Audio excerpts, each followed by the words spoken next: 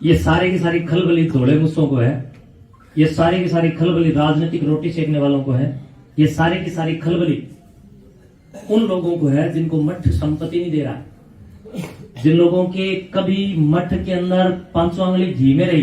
जो भी मुझसे कहा आज तक, बताओ मैंने कौन सी टाली? आप वही पंचायती लोग बैठे हो, बताओ कोई टाली हो तो बता दो। अगर तारी मैंने नहीं टाली गांव राम की। और एक बात और, जब आज मुझे नाली साफ करनी पड़ेगी तो ढंग से ही करूंगा। लिख के देते हैं कि साधुओं और गांव वालों पर केस चल रहे हैं और दंगा होने की संभावना है। बताओ भाई कौन सी दंगा होने की संभावना थी? गांव राम हाथ उठा के बताओ, थी कि नहीं थी? दंगा होने की संभावना थी कि नहीं थी? तो ये गलत किया कि सही किया? क्या लोगों को गुमराह किया कि नहीं किया? तो गुमराह करके इसने इस प्रकार के कागजात दे दिए और रजिस्टर में कुछ और सिस्टम बना करके फर्जी तरीके से अपनी सेटिंग करके वो सारा काम बिगाड़ने का प्रयास किया। पूरे हरियाणा स्टेट से जो हजारों हजार विद्यार्थी यहाँ पर इस महाप्रतियोगिता के अंदर प्रतिभागी बनकर के आए, गांव का गौरव बढ़ा, कोथ गांव का नाम चमका, लेकिन वो सहन नहीं हुआ। उन बच्चों के लिए जो टॉयलेट आदि की व्यवस्थाएं थी वो इनके इस एप्लीकेशन के कारण प्रशासन को रोकनी पड़ी। नहीं तो प्रशासन नियमानुसार जो स्वीकृति देता है उसके अनुसार अपने कार्रवाई करता। उसमें तो बताओ मेरा कहाँ कोई कसूर था? बच्चियां परेशान हुई तो मुझे दर्द हुआ, तो फिर ये दर्द मैंने गांव राम के सामने बता दिया कि गांव राम देखो ये हो रहा है। ये अगर मेरा आप लोग कसूर मानते हो तो एक बार आप कह दो, जो आप गांव राम सजा देगा मैं लेने को तैयार। और आज ऑन कैमरा इस बात को कह रहा हूं, मुझे कोई भी कभी सताएगा मैं अब की बार भी स्टेज पर ही बोलूंगा खुलेआम। कब तक इन लोगों के पाप छुपाऊंगा? मैं खुद गुंडा हो गया इनके पाप छुपा छुपा करके। कितने इल्जाम इन लोगों ने खड़े कर दिए। कोई भी बहन बेटी अगर मेरे सामने आ गई, ये कह देगी ना मठ की समाधि पर खड़ी होगी कि महंत जी ने मेरे को गलत देखा, सिर्फ इतना ही बोल दे अपने आप को दादा काला पीर के सामने, जो गांव राम कहेगा उस सजा मैं खुद अपने आप को दूंगा। नशेड़ियों को अधिकार नहीं है कि वो मेरे गिरेबान तक आए, और ना दूंगा जब तक आप लोग मेरे साथ हैं। दूसरी बात, बंधुओं, लाइब्रेरी बनाना कोई गलत है? क्या किसी शिक्षण संस्थान के लिए विचारधारा करके पूरी के पूरे सिस्टम को तैयार करके मेरा ये काम करना कि आज मैं स्टेडियम पूर्ति करूं? आप लोगों ने कहा था किसी गांव को स्टेडियम की जरूरत है, कहा कि नहीं? और आप लोगों ने उसके अंदर शुरुआत के अंदर वहां स्टेडियम में ये भी कहा कि आप शुरू करो, सहयोग हम करेंगे। फिर भी हम लोगों ने आप लोगों के सहयोग से वो शुरू किया। गांव के 8-10 लाख रुपए मेरे पास उस स्टेडियम में आए। बाकी का लाखों रुपया जितना लगा वो मठ का लगा।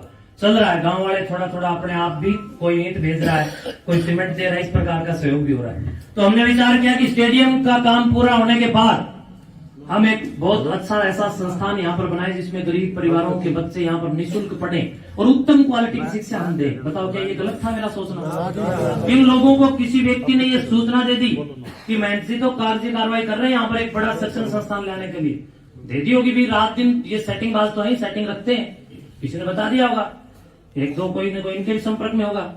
अब दर्द हो गया कि भी महंत जी अगर ऐसा काम करेंगे तो तुम्हारा खाना खत्म, चारों खाने चिट। तो इसलिए आपके आने वाले बच्चों के भविष्य को खराब करने के लिए सारा वितंडा किया है। सुखराईनाथ तो पहले भी यहाँ था, अगर इतना ही गलत था तो पिछले 8 साल से प्रोग्राम हो रहे हैं, पहले क्यों नहीं विरोध किया इन लोगों ने? क्यों नहीं विरोध किया? अब ये हो रहा है कि यहाँ शिक्षण संस्थान बनने जा रहे हैं, यहाँ पर बहुत बड़ी हरियाणा की नंबर 1 लाइब्रेरी, हाईटेक लाइब्रेरी बनने जा रही है, ये इनको पता चल गया। तो इसलिए ये लोग ये सारा वितंडा खड़ा कर रहे हैं। मैंने इनका कुछ नहीं बिगाड़ा है, लेकिन ये लोग मठ की संपत्ति पर गिद्ध नजर डाल करके बैठे। और प्रिय बंधुओं, जितने भी आप लोग मुझे अभी लाइव के माध्यम से देख रहे हैं, मेरा गांव राम बैठा है, पूछो गांव राम से। कुछ ऐसे लोग हैं जिन्होंने पहले अपने रिश्तेदारों के अंदर किसी भी प्रकार से जाकर के उनकी जमीन को खुर्द-बुर्द करने और बेचने का काम किया, और उसके बाद खुद की भी जमीनें बेच दी, और उसके बाद रुका नहीं गया, फिर गांव में भी उन्होंने 1-2 किले के अंदर गड़बड़ की, और अब वो मठ की जमीन की ओर गड़बड़ करने का विचार कर रहे हैं। चारों ओर से ये वितंडा, भूमाफिया, नशा माफिया और शराब और स्मैक के बढ़ोतरी के माध्यम से समाज को लूटने वाली मानसिकता का है। ये लड़ाई किताब और शराब के बीच की है। अब आप चुन लो, शराब चाहिए तो जो वो कहें वो कर लो, और किताब चाहिए यानी आने वाली पीढ़ी को मोटिवेट समय समय पर करना, नशे से बचाना, अच्छी शिक्षाओं की ओर प्रेरित करना चाहिए, तो आप लोग सुखराईनाथ आपकी सेवा में तैयार है। बाकी जो आपको अब आप लोग गांव वाले बताओ मुझे क्या करना है। जैसे आप कहोगे मैं वही करूंगा। शुभकामनाएं। मैं सभी दर्शकों से भी क्षमा प्रार्थी हूँ, लेकिन आज क्या करूं, जब चरित्र पर कोई बात उठती है तब समाज के सामने व्यक्ति को बताना बोलना चाहिए। और मैं कोई सफाई नहीं दे रहा हूं, बल्कि मेरे अपने चाहने वाले लोगों ने मुझे इस बात के लिए विवश किया फोन कर करके कि प्लीज मैन जी बताइए सच्चाई क्या है, वरना लोग भ्रमित हो रहे हैं। तो मेरा जज समाधि वाला है, तो हमने सब ने मेरे को जब चुना था तो समाधि का आगे ले जा करके खड़ा किया था, और आप सब ने हाथ उठा करके इस बात के लिए कहा था कि महाराज जी जान लगा देंगे आपके साथ। कहा था उस दिन मैंने एक वचन दिया था कि आपकी पगड़ी नहीं झुकने दूंगा। कही थी।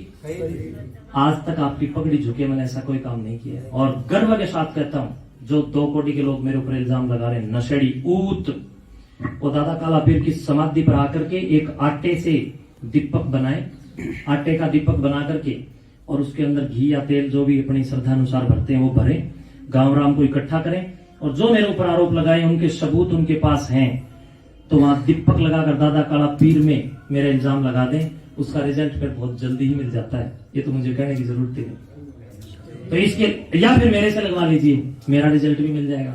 तो हमारा जज हमारे समाधि में है, मैं उनके सामने खड़ा होकर कह रहा हूं कि मेरी तरफ से 100 हाथ की सोड में सोना, आप जितने भी मुझे चाहने वाले, जितने हरियाणा स्टेट मुझे अभी देख पा रहे हैं, आप सबको भी कह रहा हूं, ये सारे की सारी खलबली धोले मुस्सों को है, ये सारी की सारी खलबली राजनीतिक रोटी सेकने वालों को है, ये सारी की सारी खलबली उन लोगों को है जिनको मठ संपत्ति नहीं दे रहा है, जिन लोगों के कभी मठ के अंदर 500 अंगुली घी में रही और आज उनकी 1 अंगुली भी, मैं समझता हूं कि घी तो छोड़ो लस्सी की फुई में भी नहीं जुड़ती, तो उन लोगों को तकलीफ होती है।